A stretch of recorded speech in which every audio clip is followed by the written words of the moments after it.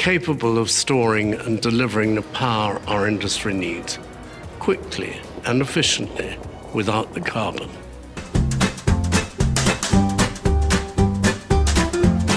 Bismillahirrahmanirrahim. Alhamdulillahirabbil alamin. Allahumma shalli ala sayyidina Muhammad wa ala ali sayyidina Muhammad. Kawan-kawan, video ini sebetulnya adalah revisi. Kemarin itu saya sudah buat, tapi rupanya saya ada kesalahan perhitungan. Kemudian saya ada beberapa kawan yang mengingatkan, akhirnya oh iya benar, rupanya saya keliru menghitung. Ya, sekarang saya akan buat video lagi, mudah-mudahan nggak ada salah perhitungan lagi. Tapi kalian jangan khawatir ya kawan-kawan, kalau ada yang mengoreksi saya, ternyata memang saya salah. Video tersebut biasanya saya hapus ya, kemudian saya akan menggantikannya kalau sudah menemukan yang benar. Ya, kali ini insya Allah benar ya kawan-kawan. Nah, jadi di sini saya nggak peduli ya, meskipun video yang saya upload kemarin itu udah banyak view-nya, saya nggak peduli. Karena apa? Saya nggak ingin menyesatkan kepada penonton saya. Kalian tenang aja. Oke, terima kasih sekali lagi untuk yang sudah mengingatkan ya kawan-kawan. Nah, video ini ya kawan-kawan saya buat ya untuk menjawab tantangan dari beberapa orang yang komentar di video saya sebelumnya. Seperti kalian udah tahu ya, beberapa video saya sebelumnya itu saya sering dituduh suka nyinyirin karya orang gitu ya kawan-kawan.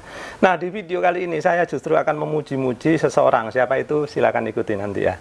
Nah, kemudian sebetulnya ya kawan-kawan, saya itu nggak nyinyirin karya orang loh. Yang saya nyinyirin itu adalah kebohongannya ya. Jadi kalian silakan perhatikan sendiri ya. Nah, kalau kalian merasa nggak dibohongin ya, itu karena kalian nggak merasa aja gitu ya. Oke, kemudian yang kedua adalah menjawab pertanyaan dari beberapa orang ya. Di sini ya kawan-kawan, saya itu kan memiliki mesin memproduksi hidrogen dan oksigen ya. Kalian perhatikan ya, gelembung-gelembung ini adalah hidrogen dan oksigen. Nah, ada yang nanya ke saya, Pak, kenapa nggak ditampung aja sehingga kita pakai sebagai bahan bakar? Nah, ini ide yang bagus, tapi bagaimana caranya? Nanti kita akan bahas ya kawan-kawan. Nah, kemudian yang ketiga adalah saya sekarang menyadari ya, ternyata sudah banyak ya perusahaan yang mulai menggunakan atau memanfaatkan hidrogen, yang mana hidrogennya itu nanti dibuat dari air gitu ya. Jadi kawan-kawan jangan salah kaprah ya di sini. Yang dinamakan berbahan bakar dari air itu bukan air yang dijadikan bahan bakar, namun pembuatan bahan bakarnya itu memanfaatkan ya sumbernya itu dari air. Bagaimana itu bisa dilakukan nanti saya akan bahas.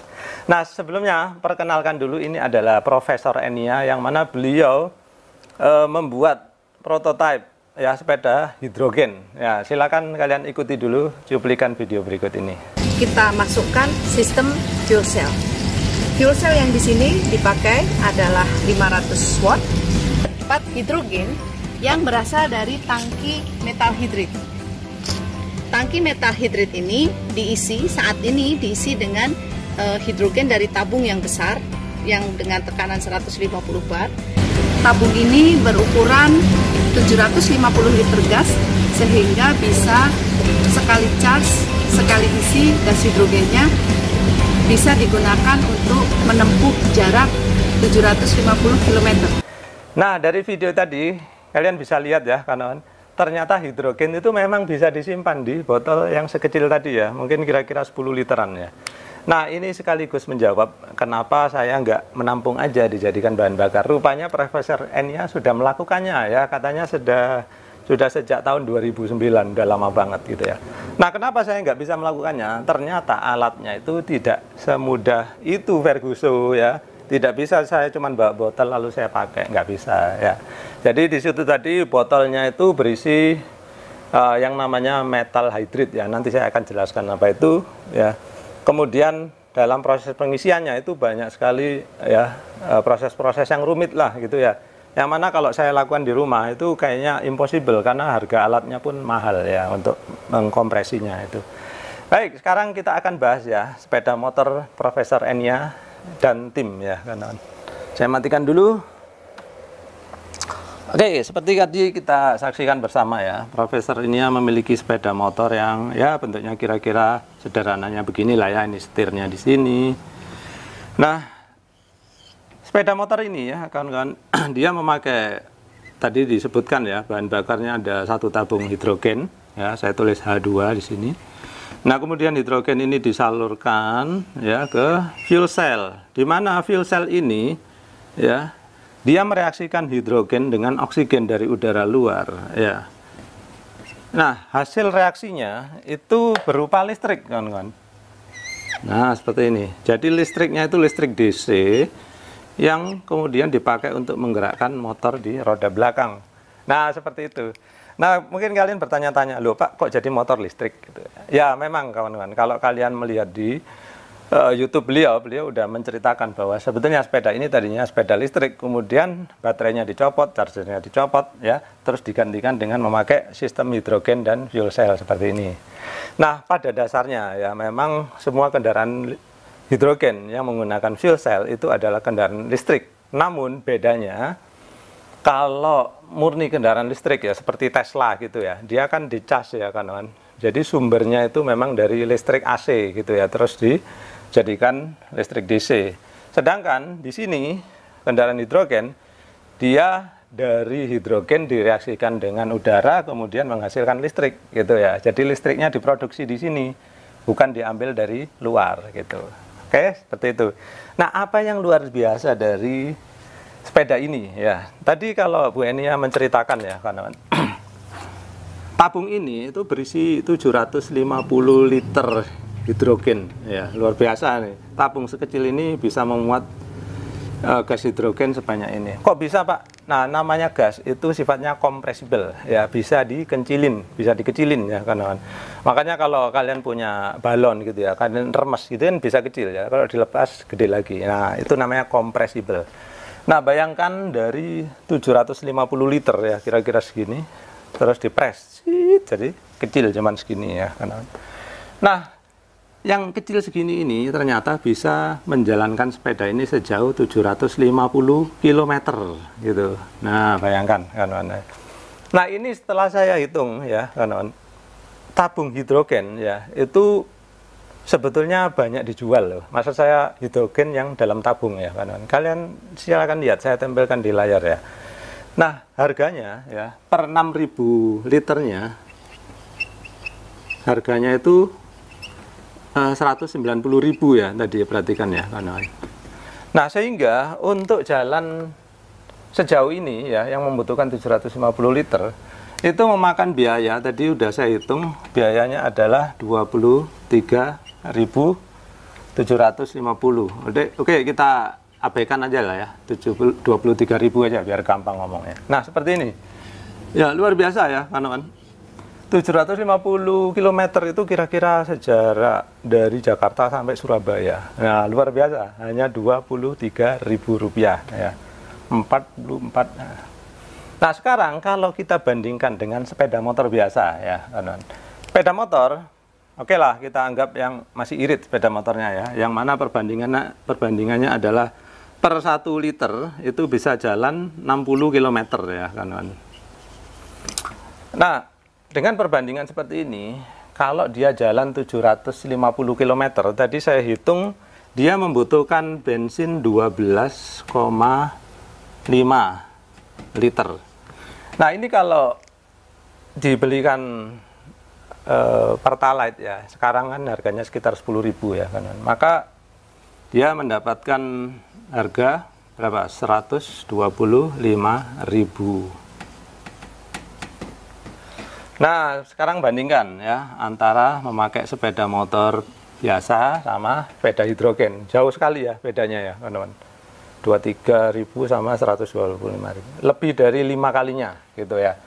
Nah, apalagi kalau bensinnya ini kalian pakai Pertamax ya, lebih jauh lagi seperti itu. Nah, untungnya apa? Untungnya nih pakai hidrogen. Kalau pakai hidrogen ya, teman-teman, itu nggak ada asapnya ya. Nah, justru dia itu limbahnya berupa air, bukan asap ya. Jadi kalau nanti kalian lihat ya, ini saya tampilkan ya kawan-kawan. Ada mobil Mirai gitu ya, Toyota Mirai, ini mobil yang berbahan bakar hidrogen. Ternyata knalpotnya keluar air gitu ya, seperti ini. Ini ada orang yang menampungnya kemudian meminumnya dan aman, nggak mati dia. Nah, seperti itu. Jadi ini sudah irit ya, kemudian nggak keluar asap lagi ya, nggak ada pencemaran. Nah, seperti itu. Nah, sekarang pertanyaannya adalah kenapa kok belum diproduksi secara massal ya? Nah, ini tantangannya ya, kawan-kawan. Untuk proses pengisian tabung ini ternyata tidak sederhana ya. Jadi ada prosesnya sendiri. Ya, nanti saya akan tampilkan contoh pengisiannya ya di belakang, bagian belakang video ini. Nah, itulah yang menjadi kendala ya. Sebetulnya kendaraannya sendiri Toyota Mirai itu kalau saya cek di internet nggak sangat mahal banget ya. Sekitar 750 juta ya. Ya, masih jauh lebih murah dibandingkan mobil-mobil mewah yang kayak Alphard kayak gitu ya, kawan-kawan. Jadi mobilnya sendiri nggak terlalu mahal, namun stasiun pengisiannya yang masih kurang umum lah kira-kira. Ya di Jepang mulai ada, tapi kalau di Indonesia belum ada sama sekali. Nah, kemudian sekarang pertanyaannya adalah, loh Pak, bahan bakar yang dari air tadi mana gitu ya? Kok tadi belinya di tabung? Dari mana? Katanya dari air. Oke, sekarang kita akan bahas ya kawan-kawan, bagaimana sih proses memproduksi hidrogen itu sendiri gitu ya. Nah, kalau kalian ya, dari beberapa kalian saya yakin udah ada yang tahu bahwa hidrogen itu yang paling mudah adalah dilakukan dengan cara elektrolisis ya. Saya tulis dulu ya, elektrolisis.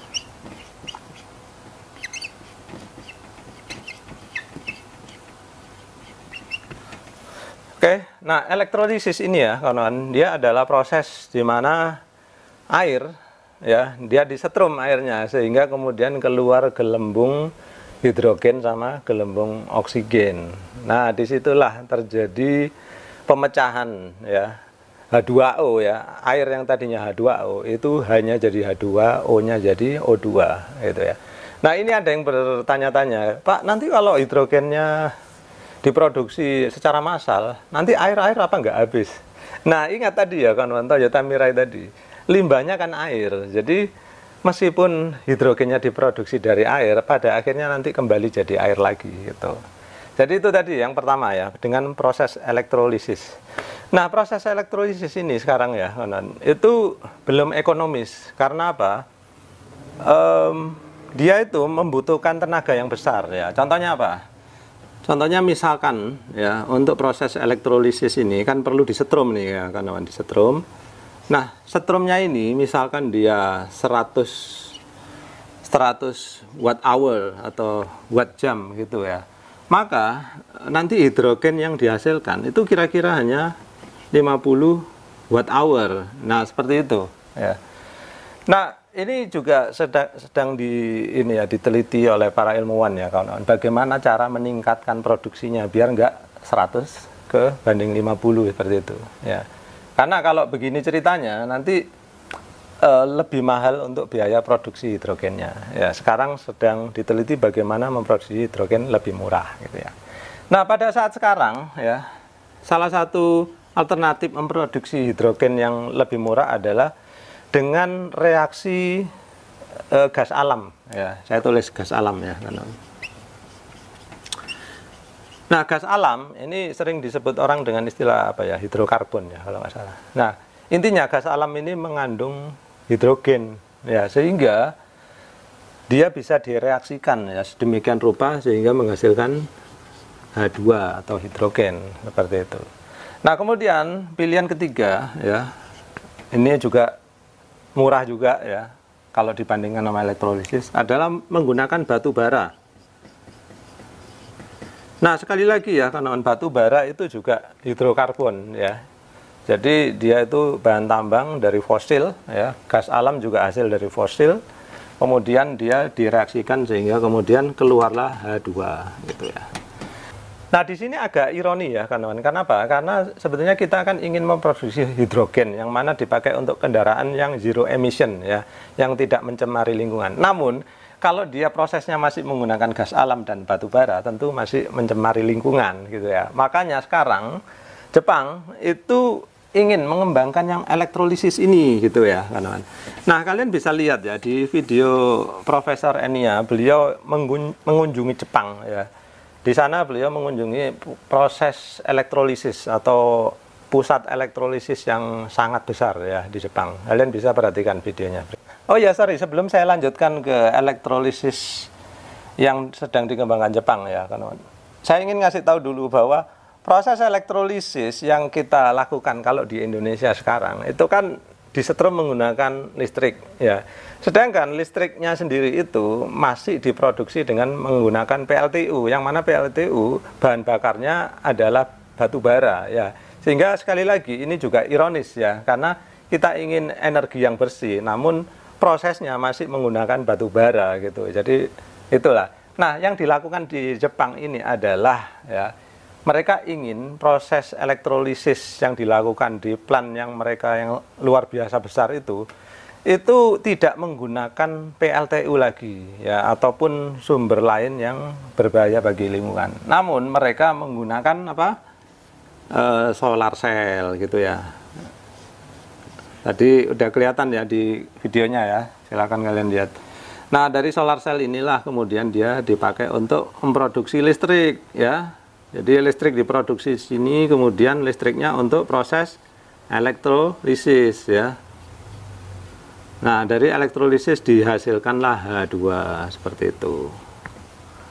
Nah, selain pakai solar panel ya, mereka juga menggunakan kincir angin ya, kawan-kawan. Ya, jadi ada kincir angin.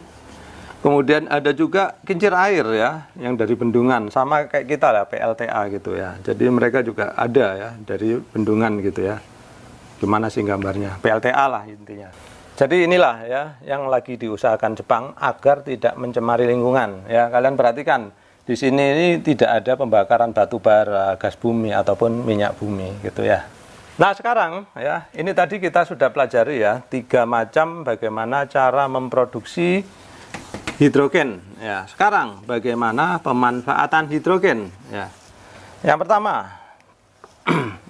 seperti tadi sudah kita pelajari bersama ya, adalah kendaraan yang menggunakan fuel cell ya.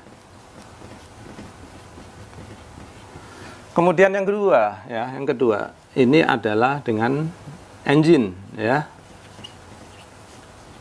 Engine itu mesin lah ya, kawan-kawan, kayak mesin bensin, mesin diesel gitu ya.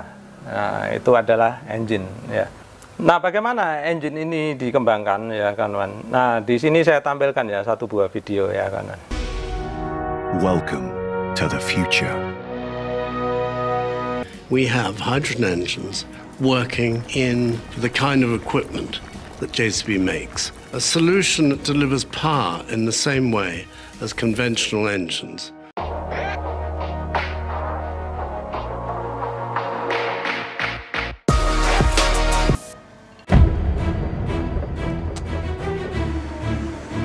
Nah, di video tadi kalian bisa lihat ya, kawan-kawan, itu ada perusahaan alat berat ya, yang mana mereka memproduksi peralatan yang bahan bakarnya menggunakan hidrogen gitu ya.